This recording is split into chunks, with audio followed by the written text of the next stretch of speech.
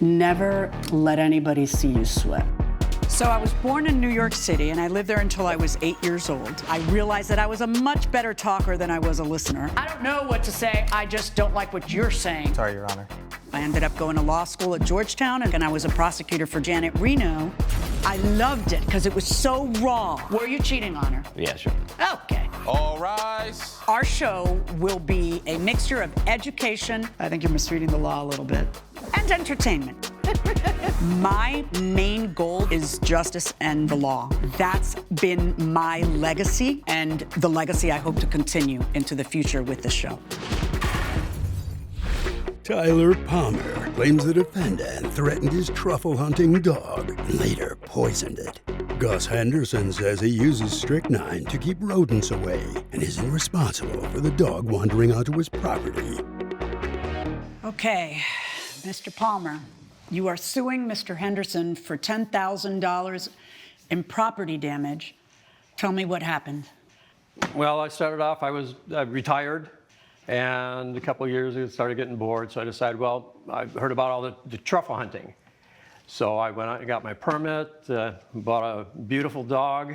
Where are you from? Where are you doing this?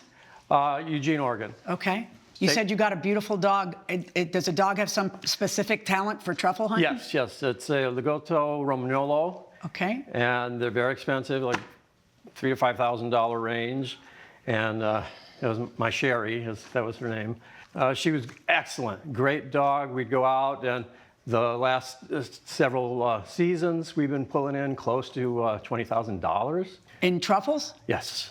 That's big business in truffles. Yeah, it's So the truffles grow how? Where?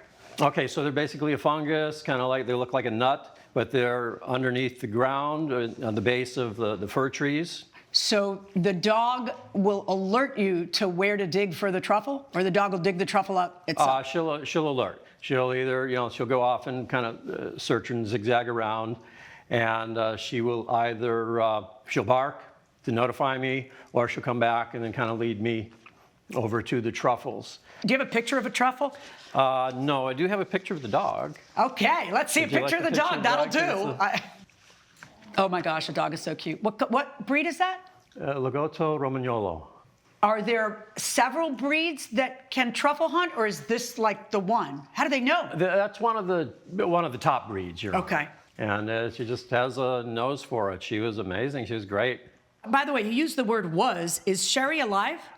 Yes, she is alive, okay. Right. But she can't. What happened? Tell me what happened and what brings you to court. Okay, so we started about 3 years ago.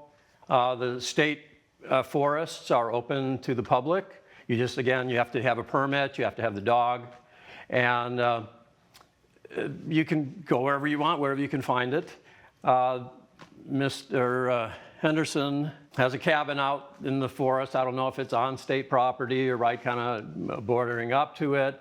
There are no signs, no fences or anything, so dogs, when they're going, they go where they go and they alert you. We were out in the forest one afternoon, and I called, she didn't come, and I found her then, and Mr. Henderson had her by the collar, and he was saying, well, you got to be careful, you can't have your dogs wandering around here, and he made it in a very threatening manner. It wasn't threatening. Just a second, go ahead. He says, something bad could happen to your dog. So, had you two ever met before that? Before that time, his reputation kind of preceded him. Meaning? He's kind of like a local legend. He's a hermit. He lives out there by himself, and he kind of has the feeling that like the whole forest belongs to him. No. Okay. And he's the only one that's allowed to truffle hunt. And then what happens? How much later does something happen to the dog? Towards the end of the season, I called. She didn't come. She always comes, in response. And then approaching his property, I found her. She was laying down on the ground. So I knew his cabin was around, so I found his cabin to see if I could get some help. He wasn't there. He had a shed next to the cabin. I figured, well, maybe there's something I could find that could help her, like maybe make her throw up and get whatever was in her system out of her system. I looked around, didn't see anything except for a can of strychnine. So I grabbed her, carried her back to the car. We got to the vet. The vet said she was suffering from strychnine poisoning. At that time, I couldn't really say anything about it. It's probably, well, he did this on purpose. I don't know at that time. A few weeks later, after she had recovered, I was a little hesitant to bring her out. But when I thought, well, she's doing better, that we could take her out. But once we got into the forest, she seemed like really jittery and skittish and like she really didn't want to be there. And then we saw Mr. Henderson, and he comes by and she starts growling. She never growls at anybody, and she's never growled at him before the times we've seen him. And then she took off like she was going to attack him, and I had to drag her back. So, that seemed a little funny there, and knowing the threat that he had made and just the whole circumstances, his Just attitude, a second, sir. I'll be his right there. attitude about the forest, and Did you say anything to him at that point? there was nothing much to say. Okay. Coming up on Justice for the People. He said, hey, you better keep a hold of your dog or it could get strychnine poisoning. And I found that very strange. Did he actually said it could get strychnine poisoning? That is correct, Your Honor. And did you say, what do you mean by that? Like, Yes, I was very confused. You're a big guy. I don't think I'd tell you that. If you'll be in the Los Angeles area and want to bring your case to court, call 1-888-552-6878. You're watching Emmy-nominated Justice for the People with Judge Milian. We're back with the case of Tyler Palmer, who was in a dispute with Gus Henderson over his truffle hunting dog. Who's a gentleman with you? This is a fellow truffle hunter, Richard. Is he your witness? Yes, this is my witness. Okay. What happened with him that made you bring him as a witness today? Tell me about He that. went through a similar thing. How'd you find out about that? Like, in other words, Talking to him. His dog had been poisoned prior to mine being poisoned. okay. Let me hear from you, sir. What's your name? My name's Richard Stanton. Okay. I work in a cellar for a winery local to Eugene, and truffles are something that I'm working on more for as a hobby to build my business of making a restaurant.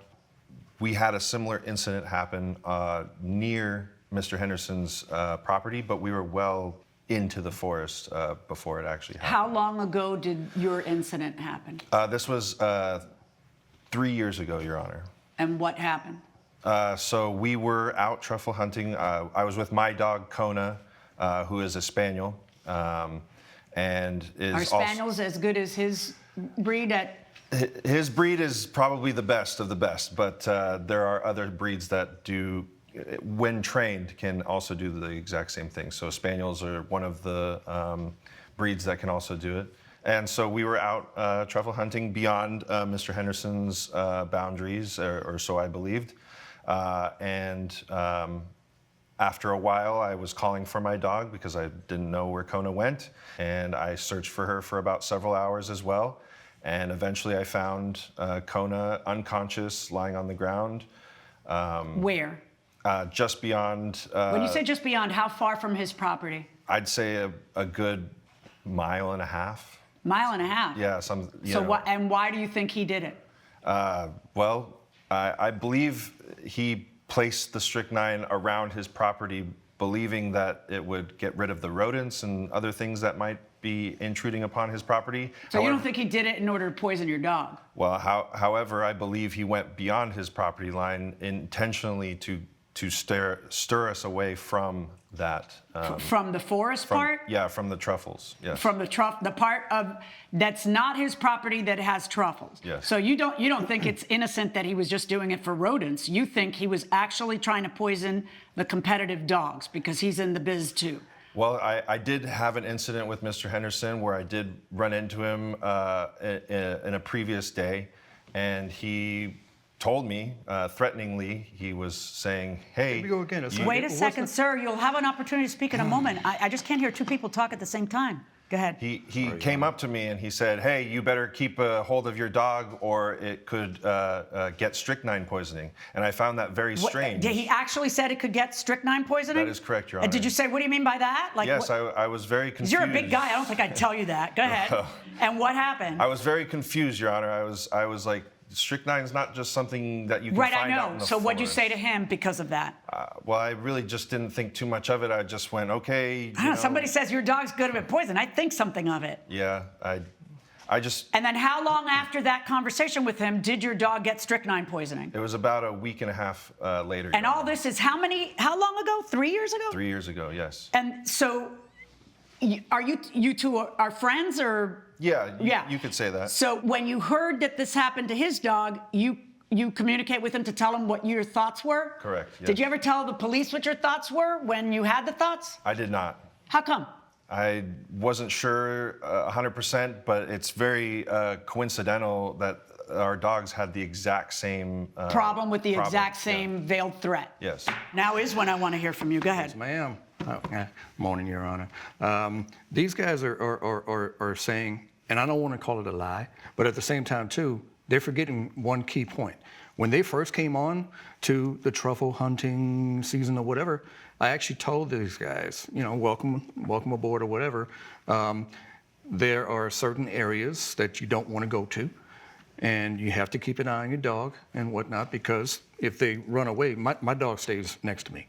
I didn't spend $5,000 for her, but that's okay. I got her from a shelter, my little Rosie, little Labrador, and you said something about, I told all these guys. Where were you seeing each other that you would tell these guys? Is there like a happy hour for truffle hunters? No, it's nothing like that. I mean, we would see each other in the forest, and I kept looking around. I thought they were following me. I've got my little spot that I go to, and it's my spot. I'm going to assume that truffle hunting is a lot like searching for lobster, where I'm from.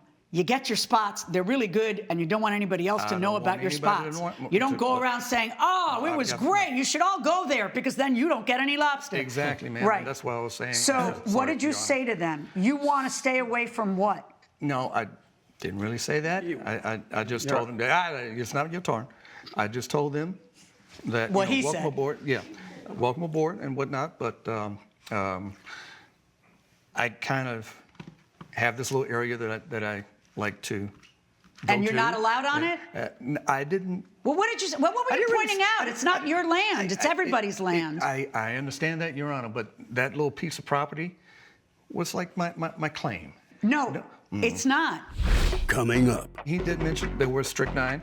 Why did he go on my property? I have no idea, but at the same time, too, he said, Why do you have strychnine? I've got a lot of rodents around. You're watching Emmy-nominated Justice for the People with Judge Milian. We're back with the case of Tyler Palmer, who was in a dispute with Gus Henderson over his truffle hunting dog. Are you talking about a part of the forest? That's the forest? The national forest? It's right by my property. Yeah, right by it. That's not your property. So you tell them that you don't want them around there? That they're supposed to stay away from that place? Kind of. Okay. It's not that. Okay, I had my little spot, and I went to my spot, but I kept seeing them follow me. I was like, what? Okay. So I was like, kind of like stay back, stay away, and yeah, I mean, he did mention the fact that there was strychnine. Why did he go on my property? I have no idea, but at the same time, too, he said, Why do you have strychnine? He was. Why do you have strychnine? I've got a lot of rodents around. I'm out way out there, but I've got a lot of rodents that come onto my property and they. Did you put strychnine in the area that you didn't want people to go to because you laid your claim to it in the national forest? No, ma'am. It was right on the cusp of my property line. You don't need to put strychnine any further off of your property than where the rodents would come into your place. It just makes no sense that.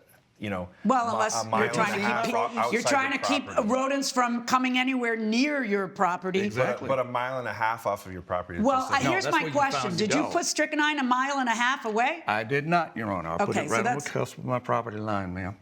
Coming up, Dogs are not going to just go up and eat strychnine. No. You would have to put it in meat or something else. Yeah, he's right. I did put it out. Meat for the rats? Yeah, they eat everything. you're watching Emmy-nominated Justice for the People with Judge Milian. We're back with the case of Tyler Palmer, who was in a dispute with Gus Henderson over his truffle hunting dog. There's no fences. There's no I know. sign. But see, that And I know. dog And the doesn't question know. is, which way does that cut? You know, when you say there's no fences, the dog doesn't know from property lines. The dog did not say, let me see the survey and figure out where the property line is, right? The dog is just going to stop. It's bad enough you interrupt each other. Don't even think about interrupting me. Sorry, Your Honor. All right?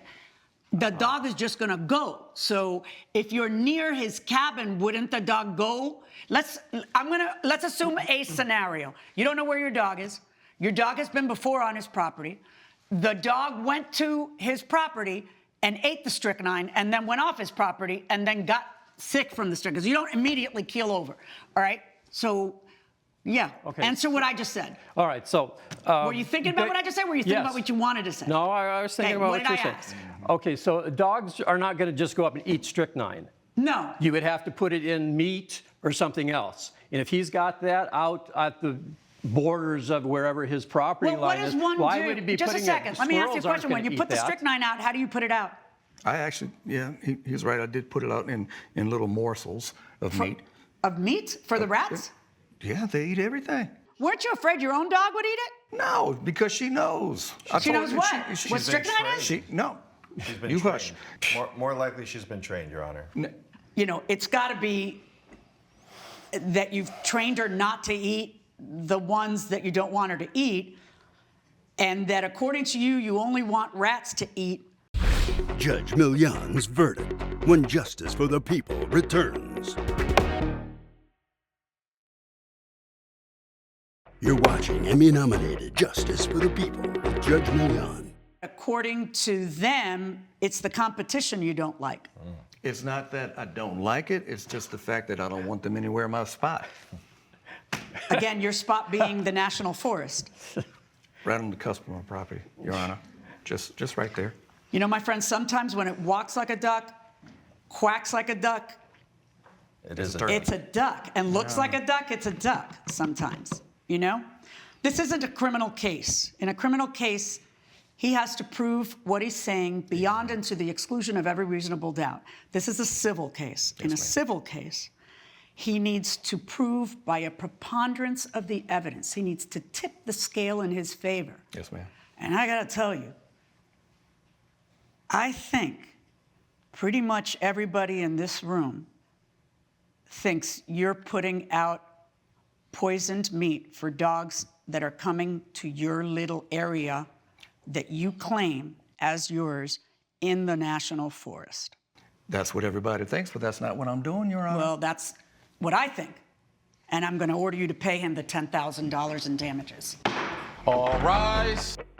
Judge Milian has ruled in favor of the plaintiff. Defendant owes $10,000.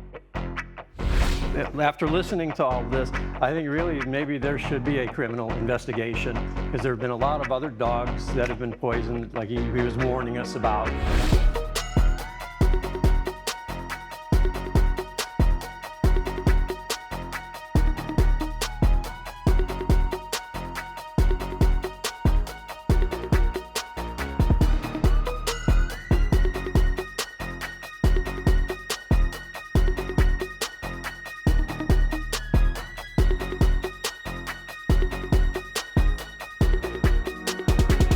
This has been a production of Allen Media Group.